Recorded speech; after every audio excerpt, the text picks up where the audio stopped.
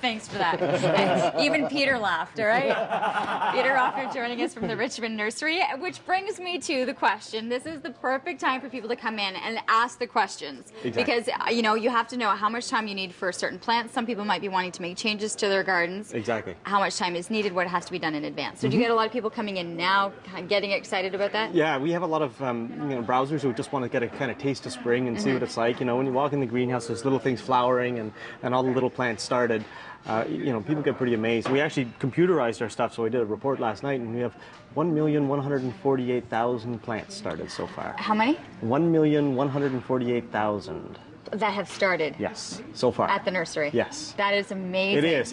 It's quite amazing because you never really realize the numbers when. It's amazing. Once you have it in a computer, you actually realize what you're going through. And then how often will that change then over the next 6 months? Well, usually right now we're kind of in the spring season, so we probably do about 50,000 a week. You know, up until May. Wow. So we're not very far into it. That's amazing. I can't believe that number. I know, it's amazing. One of the things people are going to be looking for are what? These are? These are bulbs, okay? Spring bulbs, we call it. So usually spring bulbs flower all summer. Fall bulbs are like the tulips and stuff like that.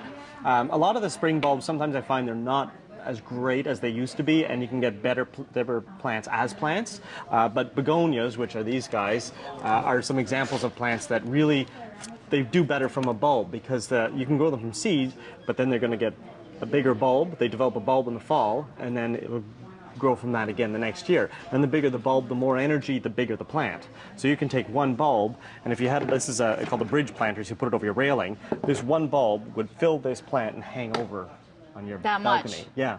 Like you do have to start it earlier, so you would start it around now, but you really can't beat that. You know, if you did that from seed, we would put 3 to 4 in there for the first year, right? So you can see you get a big advantage, and of course it's something to do in the summer. And the nice thing with begonias, they need a long day, but they don't need bright light. So it's a good plant to start indoors because you have lots of light in your house because you're turning the lights on at night, but they're not going to stretch and get lanky and floppy.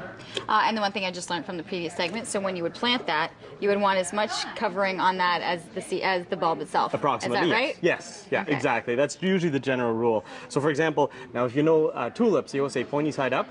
Doesn't work with these guys. Is there an instruction though that you would get that knowing exactly how to do it? Well, there's not a lot of instructions that come with the bulbs, believe it or not. But first of all, you can see this one, and if you can see, there's a little bit of growth. So that's a top. Okay. In the case of begonias, the divot is the top, which is the opposite of what you'd expect. Okay. So you can say here we have a gloxinia, and that guy's already started. But basically, all you're doing is you're basically digging it down. You know, you don't have to have as much cover, and really that's it. Essentially it. Keep it warm because they like bottom heat. So you can actually get mats that will heat the bottom. 72 Fahrenheit is the key temperature for plants, for root development. So keep it in a warm spot, at least till it comes up. So you have mats available? We do. That get to that temperature? We do, yeah. In the greenhouse, we actually have some benches where we pump hot water through the bench to keep the roots at 72.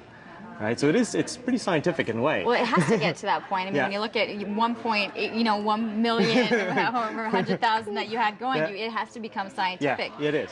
So amazing to see the selection. Some great tips as well. This is the time, as we saw in the previous segment, you can start indoors and then know that you're going to be transferring them into your outdoor gardens. How much time are you giving before you think the ground's going to be ready, thawed to go? Like I am ballparking? You don't even ballpark anymore? Our rule is May 15th, last risk of frost. That's kind of our average traditional over 40 years we've been doing it, and that's all I ever say. 40 years history after May 15th. That's usually when the last frost. So good to know. People can start planning. Head into the nursery as well to start asking questions and start planning out how you actually want to be able to see things and know what you're going to be planting for the season. Thanks, Peter. Always a pleasure.